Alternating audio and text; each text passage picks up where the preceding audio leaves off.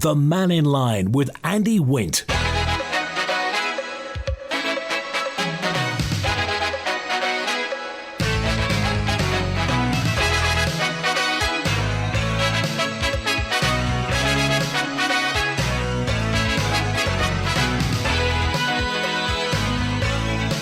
Faster Mai, good afternoon. Welcome to the final Mannin Line of 2023.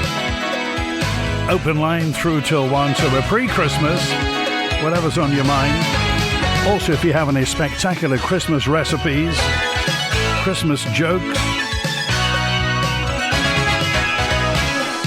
early New Year resolutions, whatever it is, then you're in touch with the Isle of Man between now and 1. Text 166 177.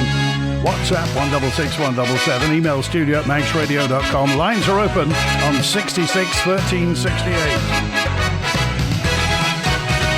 Did you see the story about the fact that Sistra, this is the company that were hired by the DOI, Sistra, they were the people doing this big railway report, and they know what they talk about. They've done hundreds of these darn reports, but were apparently told by the DOI to redo it.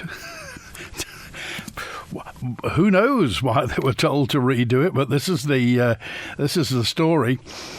Emails between the DOI and the company contracted to review the Isle of Man's railways show they were asked to adjust the narrative around the potential closure of part of the railway. This is Laxey to Ramsey, perhaps, which is just going to have one line. The other one could be a cycle track.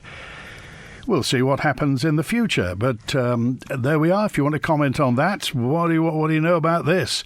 Text, email, call and WhatsApp. I understand also that in the new year, Laxey's famous Lady Isabella may be coming under some scrutiny as well.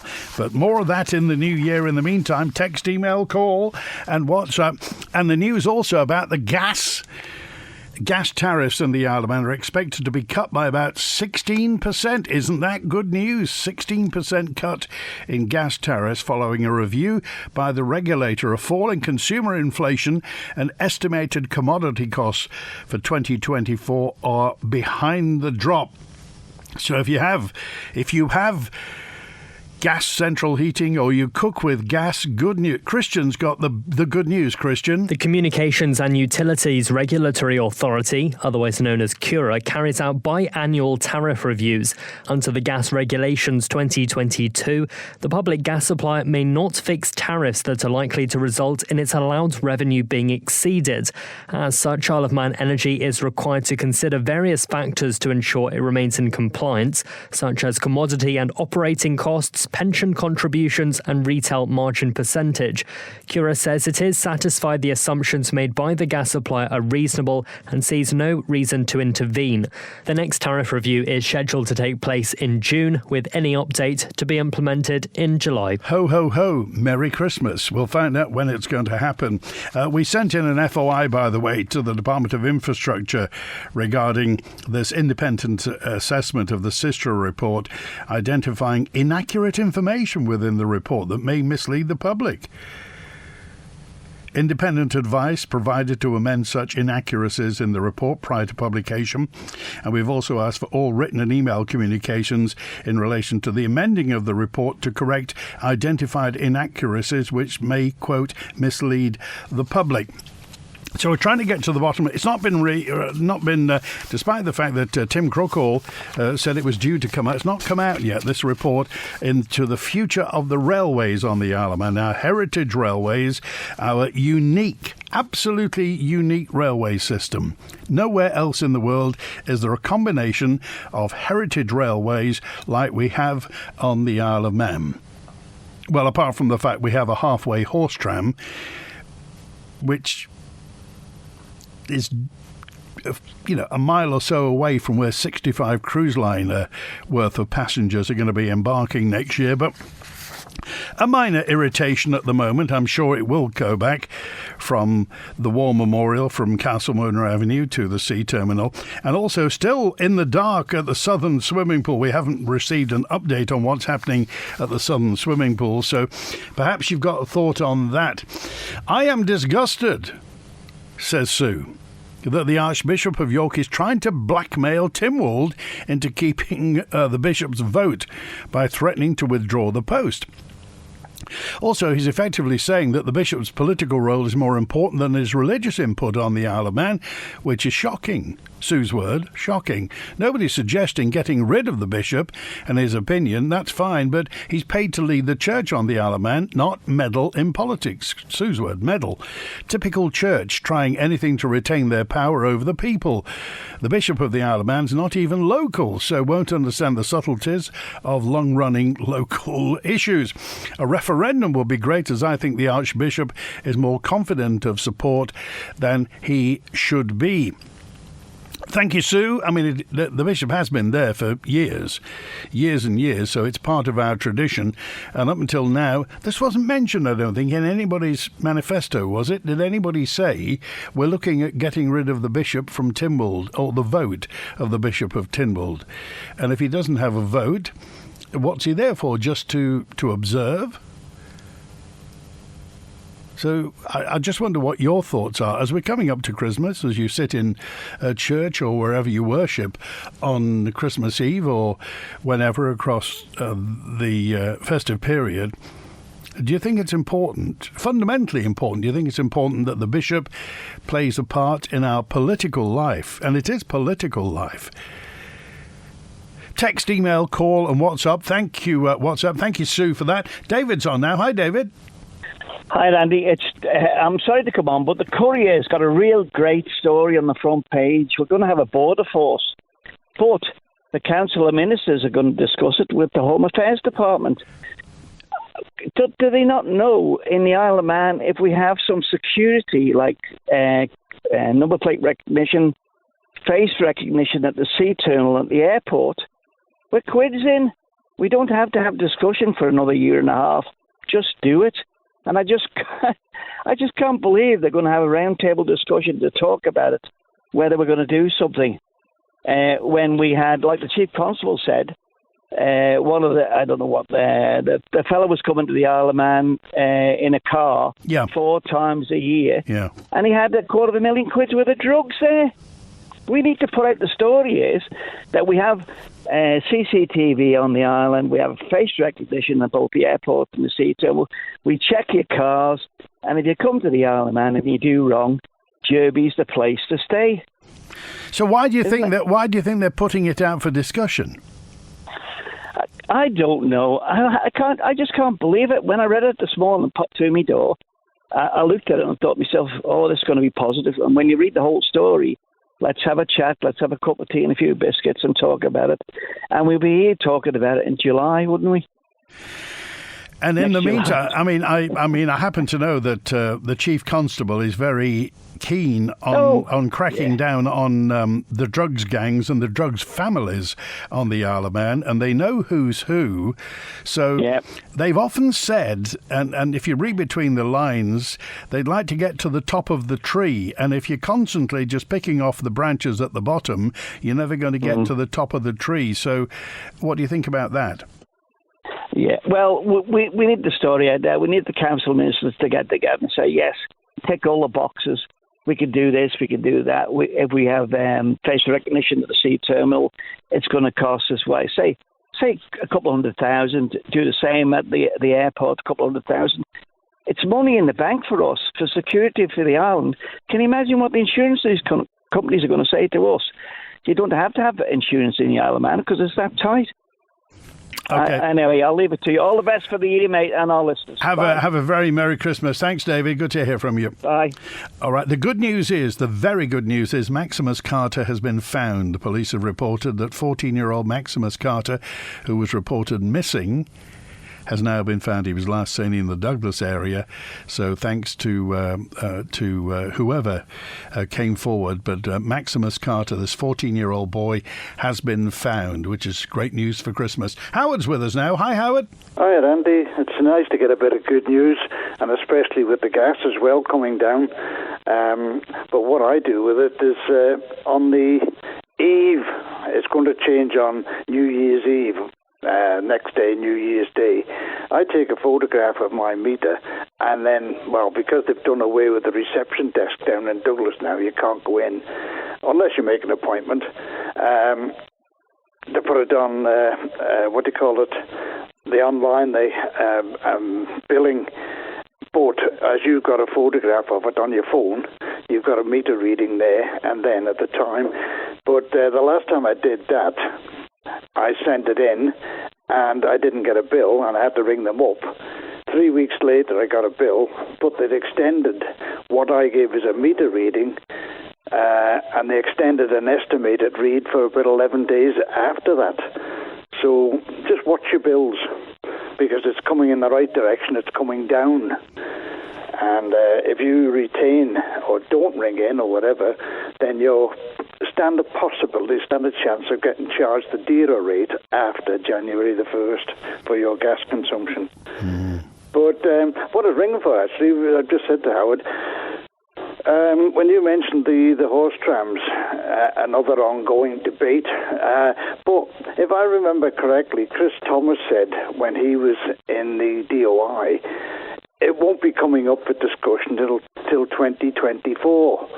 Now, that was a narrative that came out of Tynwald, and they were in agreement with that. They weren't even going to talk about it.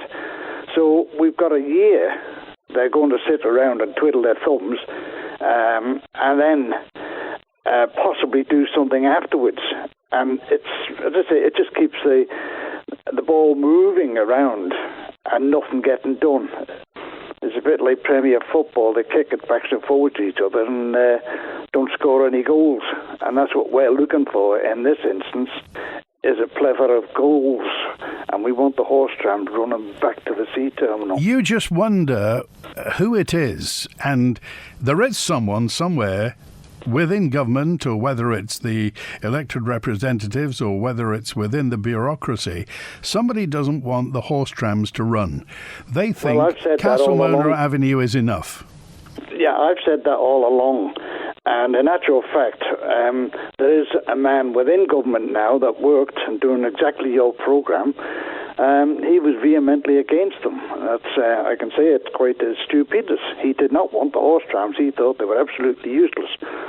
But the problem with it is we have so many, and I'm not being discriminatory here, but there's an awful lot of people that come onto the island who are now going into government, and they've come to live on the island, and they want the island to be like it is in the United Kingdom. And we are not. And this is where some of the problems were. The sea wall is something. We've been living here all our lives, and we've seen the water coming over and seen some terrible storms. And you do, living on an island. But you come from Manchester, London, or any of the big cities, you never see any of that, only on television. And then suddenly they have a brainstorm. Let's put a damn big wall up here. That'll stop all that. But no, it won't. It'll cause more problems later on, which they'll find out, a more costly program of development again. But that's the trouble. The people are coming onto the island and taking over. They're tin pot politicians, a lot of them. They're coming over onto the island, and this has given them a nice little income of £60,000 a year now, where they can sit around and twiddle their thumbs and, as somebody said, drink tea and biscuits. And we're getting nowhere rapidly. And this seems to be the way of the will now of the Isle of Man government. They're spending more time now talking about how to get rid of the bishop than what they are about the problems that's bringing the island down. But the heritage of the Isle of Man is something that it's like a bucket of water, Howard. You take your hand out, there's no hole, it just closes over. And if we lose the heritage of the Isle of Man, and be it the second half of the horse trams, be it this ludicrous thing they're going to put up at the entrance to the Laxey Wheel, replacing something that's made in Manx stone with something else. If we lose these little bits of the Isle of Man, they will never, ever come back. And we'll be just saying in 10 years' time, oh, do you remember that? Do you remember when the horse trams used to go to the sea terminal? I've got photographs of it, yes, I remember that very much so. But that was the Douglas Bay horse trams, or Douglas Bay Tramway as it was known originally. And it's now they can put the half Douglas Bay Tramway. And that's about all it'll amount to. But the people there are hell-bent on destroying everything that's attached to the Isle of Man. And they want us to be like a borough of Merseyside or something. And it's going to be, the people living here, my mother would turn in her grave now if she knew what was happening. They just want to cover the island with concrete. So let's get some sense into the government. I'm too damned old to go in there now. But let's get some people in there that have an active interest in the island, not in getting rid of the bishop, and which has been there for years. It do absolutely no harm. He can be outvoted, but there are far more important things going on and going to happen in the island. And as David said about drug people coming into the island, they're a damn sight cleverer than any of the civil servants. And these people in the civil service, they put a crazy idea up. There used to be big notices at the airport and the sea terminal. How old will your child be before you get out? And that was when they were going to put them in prison for a minimum of 7 years. And the big notices used to be there as you walked off the planes. How old will your child be when you get back out? Anyway, that's the attitude they should have. Better topics, heritage topics. When does the Camera Obscura reopen, Howard? It'll be open hopefully for Easter. Easter, okay. Yeah, it's generally open over the Easter weekend, and then we have a bit of a break for a few days, and then we're open for the summer. All right, have a good Christmas, Howard. Thanks for calling. And you, Andy, and all your listeners. All right, take care. Good to hear Bye. from you. It's Ian with us now. Hi, Ian. Hello, Andy. Hello. Just thinking, if things go on the way they're going, Howard's Camera Obscura will be the only thing left on the island as heritage. Well, and that nearly went. I mean, 20-odd years ago, the Japanese wanted the lenses, and we kept everything here. Indeed. But I did want to speak about the electric railway up to Ramsey. I mean, one of the most beautiful journeys anywhere in the world, I would argue. And they want to cut it back. I mean, it just doesn't make sense. I mean, every time I've been on it, it's always been well patronised and full. And there's been times when I've been holidaying on the island and I just couldn't get on the last one back from Ramsey. It didn't help that they took the rear carriage off, but even so, it was still well loaded. And I would argue that a half-hourly service up there would be. I mean, it could almost be used as a public service. It seems a bit daft to have a parallel bus service to Ramsey when you've got the electric railway. Now, you're near Blackburn, aren't you? Oh, yes, the sunshine's splitting the pavements as I speak. Right. How many years have you been coming to the Isle of Man on the railways? Well, I'm 56 now, and I've been coming since I was 7. And slowly I've watched the heritage of the island disappear.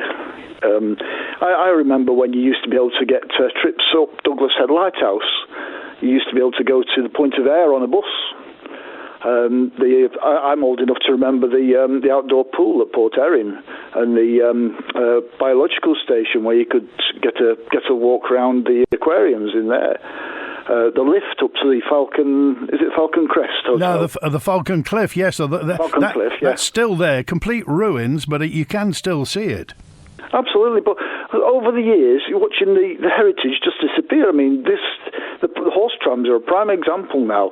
They're basically salami tactics. They're cutting it back bit by bit, and they're trying to get rid of it all.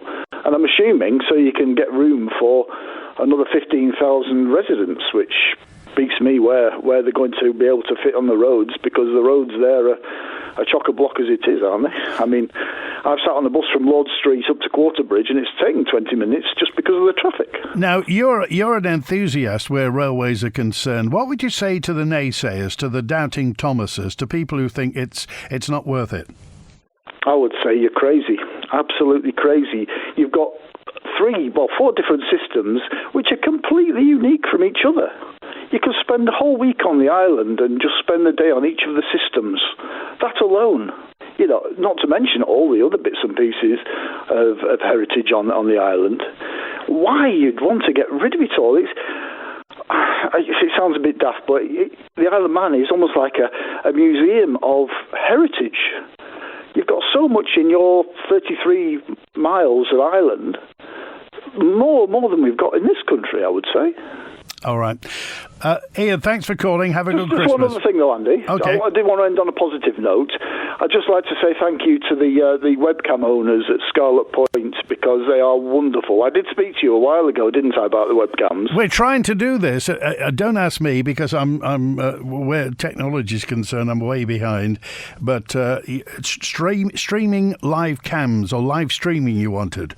Oh, absolutely. And the Scarlet Point ones are wonderful. I look at them almost on a daily basis, and if the island was covered in those streaming cameras, you'd have people going there all the time. All right. Thanks, Ian. All the best. I'll have a good Christmas and to you and your listeners. You too. Thanks for that. Yeah, we talked about having live streaming cameras. If you look at manxradio.com, we've got a page of webcams. I think there's about 8 or 9, possibly more, maybe a dozen webcams from around the Isle of Man, including some of the new DIY ones, which are crystal clear for Douglas Harbour. Sadly, we've got crystal clear cameras, but we don't know what's happening on the matrix signs, because they've cut our link now, and we can't get the information from the matrix signs through to the studio, which we've had for 20 odd years. So we'll have to guess if there is ever fog on the mountain. Looks like a bit of mist. Now, security at the Isle of Man's ports is to be tightened following growing evidence of criminal networks seeking to exploit the island's limited border controls. David mentioned this. Government says measures are being developed to combat the importation of drugs, criminal property and weapons. The passport, immigration and nationality functions going to be transferred from Cabinet Office to Treasury, while the port's policing is being reviewed, and options to develop improved active controls at seaports are being considered.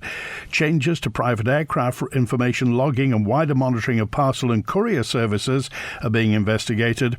This review is also underway into the immigration worker migrant route, and the government's working to extend the UK's Modern Slavery Act to the Isle of Man following recent investigations into organised immigration crime. On the Isle of Man, organised immigration crime. Officers from the different law enforcement agencies across government are making a practical change and more to improve security at the points of entry. Well, we've only got 2 official ones, of course, Ronaldsway Airport and the Sea Terminal in Douglas. There are unofficial ones, but that's down to ribs on beaches. Home Affairs Minister Jane Poole-Wilson says the island can't afford to be complacent and must accept there are individuals who are coming to the Isle of Man to do us harm. And that's something we need to remember this. There are people who want to come here to take advantage of us, to do us harm, to flood the local economy with criminal money, to bring in illegal drugs. She says the controls are being considered. They're aiming to secure the borders from criminal exploitation while protecting residents' right to freedom within the common travel area.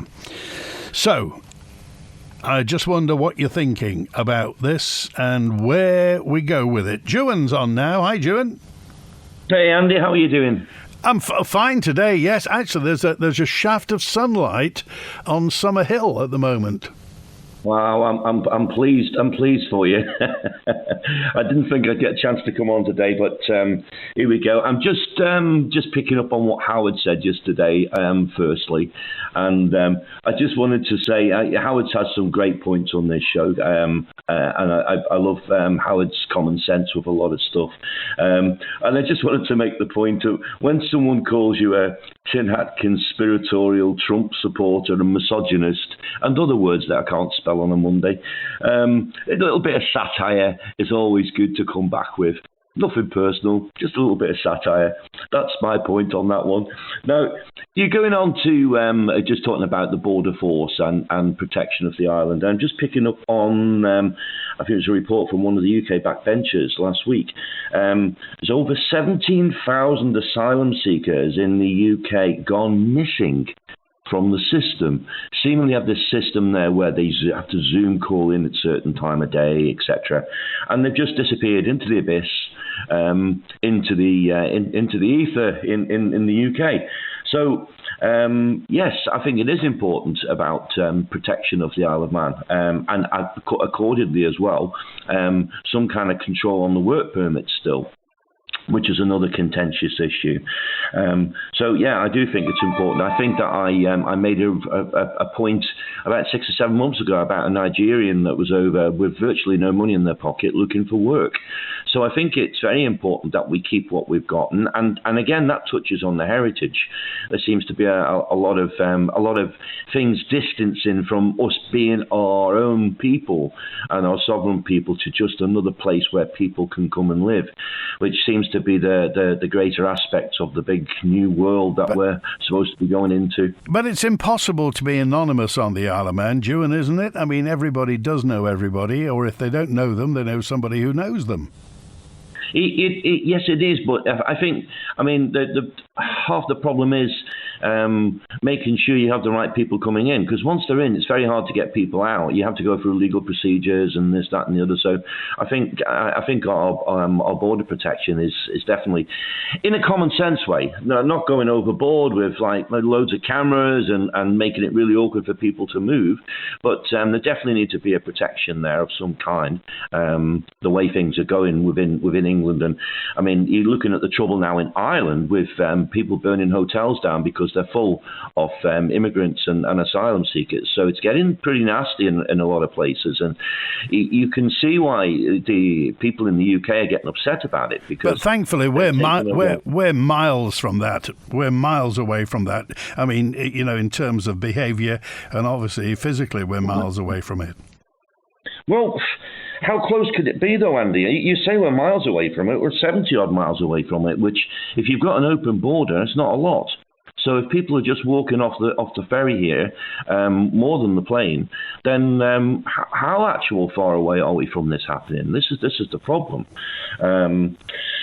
So anyway, on that, I was just another thing as well that I was looking at, which kind of touches on the Tesco the Tesco thing. I was at a theme park yesterday, and I noticed, a massive amount of signs going up around it that the whole theme park is now turned cashless. Which is quite interesting in the aspect of where the legalities of having to take legal tender. But they made a point of going cashless. They've actually got machines inside the theme park where you go and put your cash in, and they give you a card out to spend. So it's quite ironic, really. They still take your cash, but they're giving you cards out. So, again, this is another bit of programming to get people into this here cashless society. So what's the weather like in Florida at the moment? You know what, being pretty chilly, actually, Andy, considering, for Florida, 60s, and it's back up to 70s now, but it's been a very long, cool period here. And there's a few changes around different places in the world at the moment, just slightly, and a lot more rainy. But what you expect when they're interfering with the weather patterns, you can't get a true reading on weather with that. Just touching on that cash thing, and I'm noticing as well in the UK, Tesco and Aldi's are starting to introduce QR code supermarkets. Have you seen them, Andy? Oh, these the square things, aren't they? Yeah, but you actually can't get access into the supermarket to buy your food unless you put a QR code in. And they're starting to do these with some of their express shops. Aldi's have started doing it, and Tesco have started doing it. But they're having horrendous problems, particularly in urban areas, horrendous problems with shoplifting gangs. Yes, they are. But sometimes as well. Yeah, I agree with that. But sometimes it's a problem, reaction, solution, and they create the problem, and the media create the problem, and then they give you a reaction, and then they give you the solution. So it's all heading the way that their big brother wants you to go, and that's like cashless and having cards, etc. So sometimes there's a bit of problem, reaction, solution brought in there with that. All right. And heading towards tokens as well, which is where they're wanting to go to. So you've got an expiry date on money. So interesting times, Andy. All right, interesting then. Times. Have a good Christmas, Ewan. And you, take care. Take care, everybody. Good to hear from you. Whether the bishop should have a vote or not, says text to 404, should be put to a referendum. This shouldn't be decided just here today and gone tomorrow, MHKs, that didn't have it in their manifesto. And Phil said, last week you had a poll on the bishop just for fun, you said. Am I right in saying this poll was used by MHKs talking in the House of Keys as proof that people don't want the bishop to have a vote? Actually, well, Laurie Hooper used it. He mentioned a poll on Manx Radio. Well, that poll was a straw poll. It was only on social media, and it was for fun. We just wanted to know the direction of travel. It wasn't an official poll, so if you hear anybody quoting an official poll or a poll on Manx Radio, then it's not. I met a lady on the boat during the summer who was on a coach tour from Germany. She was so excited about the Isle of Man's Railway, she said she'd come back another time to explore them further. Why are we thinking of taking away our attractions? Manx Radio, the nation's Christmas station. The station I have on in my sling. 4-word Christmas horror stories. If you have a 4-word Christmas horror story, I'd love to hear it. Here's one. Well, here's a couple. There's nowhere to park. 4-word Christmas horror story. We're out of cheese. Whether you're fitting out a business office or looking for a stylish home office, you'll find excellent choice at Office World, the island's largest display showroom of office furniture, with a huge array of desk configurations including height adjustable and bench options, plus seating in mesh, fabric and vinyl finishes, along with a myriad of storage solutions, from filing cabinets to bookcases and cupboards. Find all this and so much more at Office World on Spring Valley Industrial Estate. Office World. Oh, problems with your spine and posture can have a serious effect on your quality of life, but a Line for Life spine clinic could help. If you're suffering from back pain, neck pain, headaches, their holistic scientific approach could find and treat the root cause of the problem for long-lasting relief. Touch A Line for Life now or call 629 444. A Line for Life, the island's spine and posture clinic, here to make life better. The Millie Chaps Big Winter Sale starts on New Year's Day with fantastic bargains across every department, including beds, furniture, stressless accessories, flooring and more. Welcome back to the Millie Chaps Big Sale. Starts 11 a.m. on January 1st. Don't miss it. Nicola Bowker & Co. want to say thank you to all our clients and our team for another great year. And we can't wait to help all our clients, old and new, in 2024. Merry Christmas and Happy New Year from Nicola Bowker & Co. Chartered Accountants. Your wish is granted.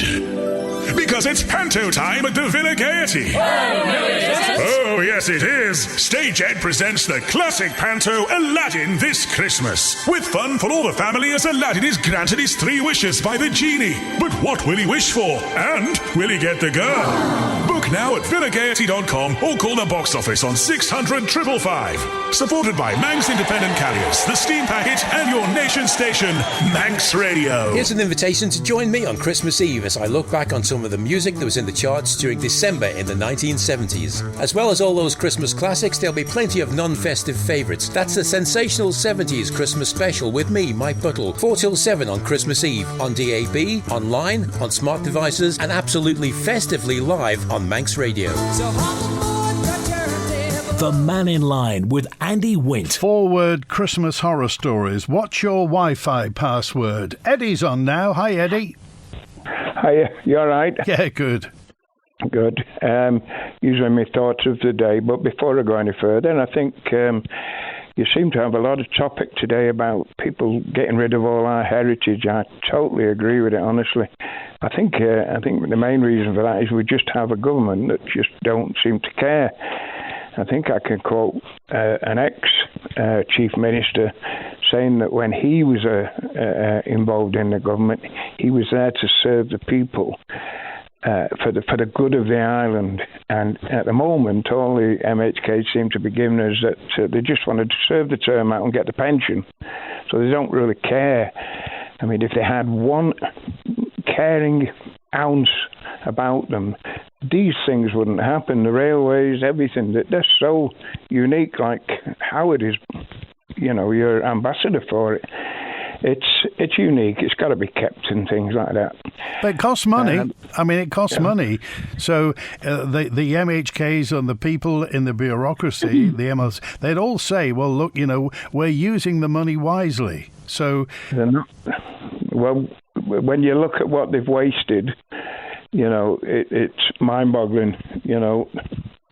The people don't seem to get a say anymore. I can remember when they first mentioned about the Liverpool terminal.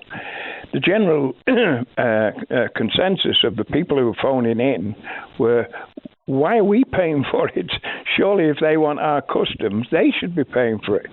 But we ended up nearly £100 million down. You name it, it's gone on and on and on. We've got a very, I don't know what, it's a strange government. My main concern, all the time, is the onshore farms, which is my thought for today, really.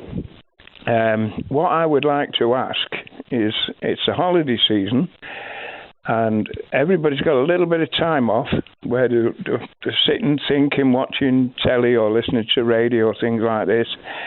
I want them to actually attempt to put themselves in the position of our group up here. Now, if they put 5 wind turbines in, we have got the possibility of the noise disturbance, which affects your brain and everything, your sleep patterns, so on. We've got the wildlife slaughtering. We've got the concrete up there, which is going to cause massive runoff and everything for water, floods, you name it. All these general things, that's just with 5. But we know that if they get the 5, then the swear word, Mike Prophet, will put another 25 up by Snuff the Wind. And then before you know where you are, the initial rumours at the very beginning of all this lot was maybe we need 100 of them on the island. So it will affect everybody on the island, and the NIMBYs will be everywhere.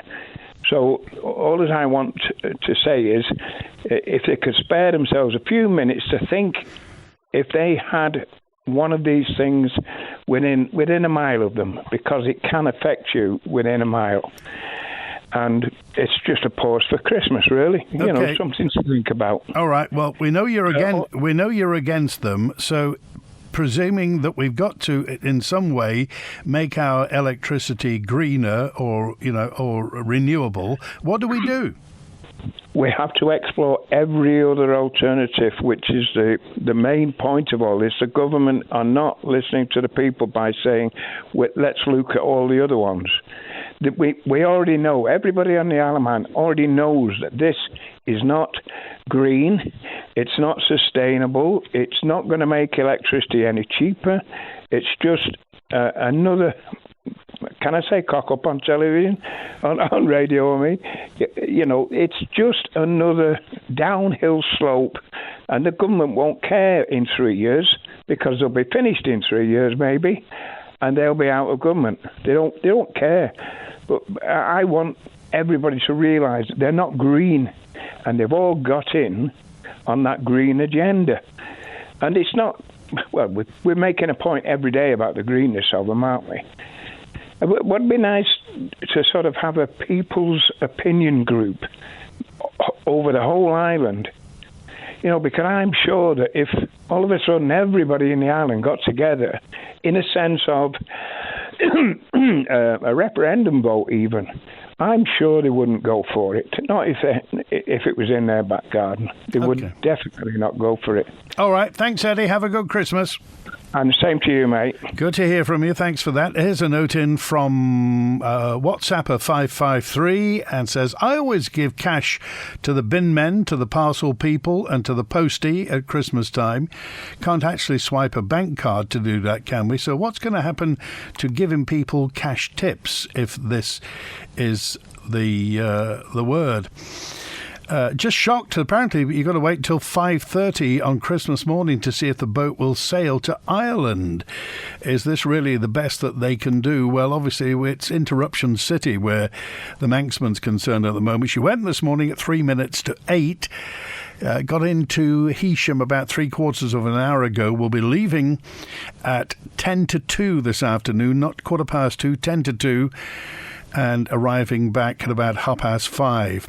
Now, tonight's 7:45 is subject to disruption or cancellation. We'll know at 5:30 tonight whether or not Manxman is going tonight. Obviously, if she doesn't go, she won't be coming back. If she does, she will be coming back. Tomorrow morning, Saturday mornings, 8 o'clock to Heysham. Possible disruption or cancellation. And the 7:45 Saturday, ditto. 7 o'clock Sunday morning to Belfast, again ditto. But we'll find out 5:30 on Sunday morning. Well, shall we keep everything crossed then? Hello, this is Doug Farragher. In conjunction with Manx Radio, I'd like to invite you to join us and learn something about our native Gaelic tongue, the language of man. 4-word Christmas horror stories.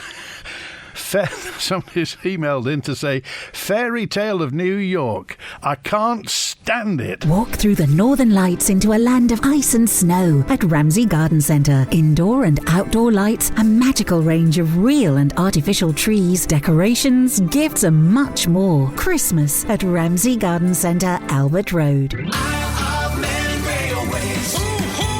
Steam into Christmas with family and friends on the unique Isle of Man Railways dining car. Our winter events programme has something for everyone. Journey through the Manx countryside enjoying sparkling festive fun. To get into the Christmas spirit, book now by calling our Yuletide team on 697457 or visit rail.in and experience one of our festive train adventures. On the 12th day of Christmas, my true love bought for us 12 fencing panels, 11 copper piping, 10 bricks for laying, 9 showers pumping, 8 cement mixers, 7 bathroom mirrors, 6 slabs for laying, 5 bright chrome handles, 4 panel doors, 3 augers, 2 tap hole basins, and a Haldane Fisher bathroom. You'll find everything you need to improve your home at Haldane Fisher. See online or visit your nearest branch in Douglas or Ramsey. Hi, Connor Cummins here. As a professional road racer, I find taking on the twists and turns of the TT a big challenge. But sometimes life can be a tough challenge too. As patron of the charity I'll Stand Up to Suicide, I'd like to encourage you to attend one of our QPR suicide prevention courses. These are designed to help us all to spot signs of suicidal thinking and then equip us to know what to do next. I'm doing it, why not join me? Find out more today at I'llStandUpToSuicide.com. Together we can make a difference at I'llStandUpToSuicide.com. As we head into the festive season, FC Isle of Man return to action tonight, hoping to create some cheer ahead of Christmas. The Ravens welcome Colne to the Bowl this evening, with the Ravens hoping to end a run of 3 straight home defeats. Join me, Rob Pritchard and Sam Palmer for FC Isle of Man vs Colne, taking place tonight at the later time of 7:30pm. Manx Radio will be providing full live match commentary on our DAB and AM 1368 channels. Live coverage of FC Isle of Man on Manx Radio is supported by Selton, investing in our community. The Mannin Line with Andy Wint. 4-word Christmas horror stories, subsection church. We'll sing this unaccompanied. You start us off, and heating's not come on. You have any 4-word Christmas horror stories? Text, email, call, WhatsApp. Julian's on now. Hi, Julian. Hi, Andy. How you doing? Good, thanks, yes. Last one of 2023. Can you believe we've got here? I know. Let's see. I think 2024 might have a bit of a rocky, wavy kind of year, but we'll see how it goes. I'm just thinking about what Howard was saying about losing our sort of our culture in some ways, and it kind of made me have a little look around a little bit. And we've mentioned many times about ARUP and these ARUP reports, whether it be on the energy sustainability for the Isle of Man and what they want to do about limiting our ability to travel, just having a short-haul flight every 3 years and being able to buy 3 items of clothing a year and all this kind of thing. That's actually written in what's supposed to be one of the most sort of grown-up consultancies. And then you think about the boat, and then I had a little look at Holder. Anybody that has a look at Holder's website, spelt HOULDER, holderltd.com, so Holder Limited, ltd.com. First thing that comes up, your partner for a sustainable future. That Holder joins call to prioritize energy efficiency and renewable propulsion technologies. Arup, the ESG agenda. The growing importance of environmental, social and corporate governance prioritizes and requires an ambitious and coordinated response. And perhaps in some ways what's happening is we're offshoring all our decision-making to these consultancies. But it seems that when you actually drill down and look at the consequences, or if you even ask a question about, unbelievable capacity factors in wind turbines, 3 times more than anyone else on the planet has found, or, how are we going to maintain baseload? There's no answer. Why can't we use geothermal? No answer. But I just wonder if our decision-making is just primarily just being palmed off to the UK at high expense to us. Well, a lot of things nowadays, and I think I can say this without contradiction, are simply process-driven in that they get into some sort of management matrix and process takes over, so that, if you like, critical thinking, criticism even sometimes, doesn't come into it. There's a process that something has to happen through, and that process simply has to be fulfilled. Yeah, but the news yesterday that gas is going to go down about 16%, well, that must mean that the calculation for the green energy side of things, then that makes it worse for them, doesn't it? Because if gas becomes cheaper and it's already installed and the system seems to have been working very well for us for over 100 years, somebody needs to say that, the calculation is suddenly very different. 16% is a huge difference. And also, don't forget, Ørsted, Vattenfall, Equinor, who used to be Statoil, who actually are supposedly a wind farm place, but they're also continuing on with their oil and gas with a huge new find of gas off Norway. They're not getting any bids for the electricity that they're offering from their wind farms because the massive subsidies are drying up. So, if we're dropping 16% on that gas, that then needs to be looked at immediately in terms of, well, is this green offering going to suffer from the fact that our existing system has now become quite a bit cheaper all of a sudden? Okay, all right, we've got to go. Going to get John in. Have a good Christmas, Merry Julian. Christmas. All the very best to you. Cheers. Good to hear from you. Our final caller of 2023 is John. Hi, John. How you doing there, Andy? It's so wonderful to come on at the last just to clear up all the nonsense that's going on. It's down to you then.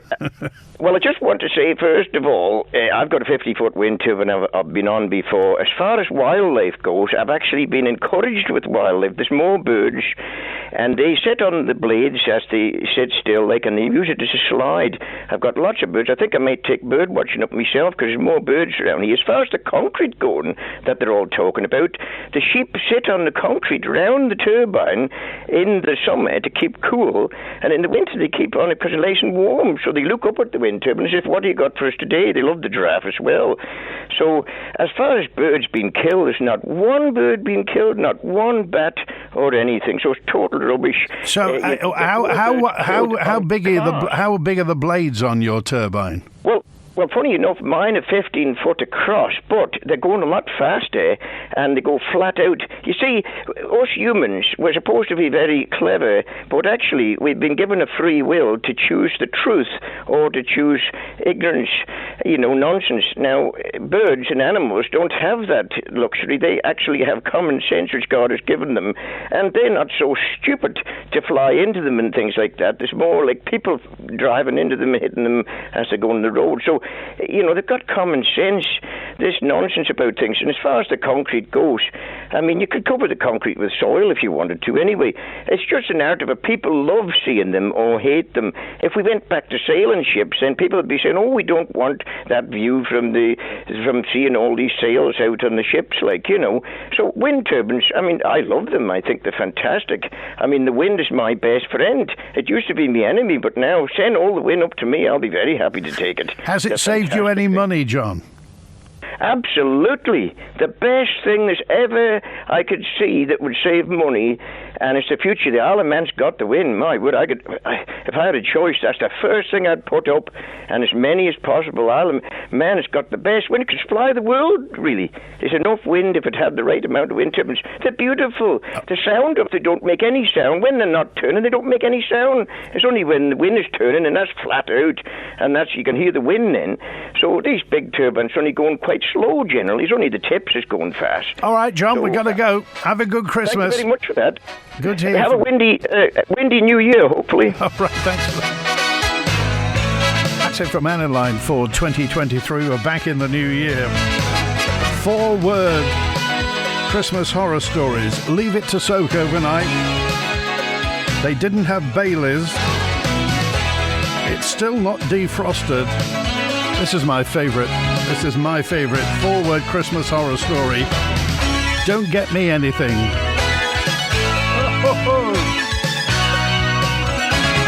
That's it. If you've been on the phone or on the text throughout the year, thanks for contributing. But most of all, thank you for listening. Thanks to Harry Kane on the phones today. Have a great Christmas and New Year. WINT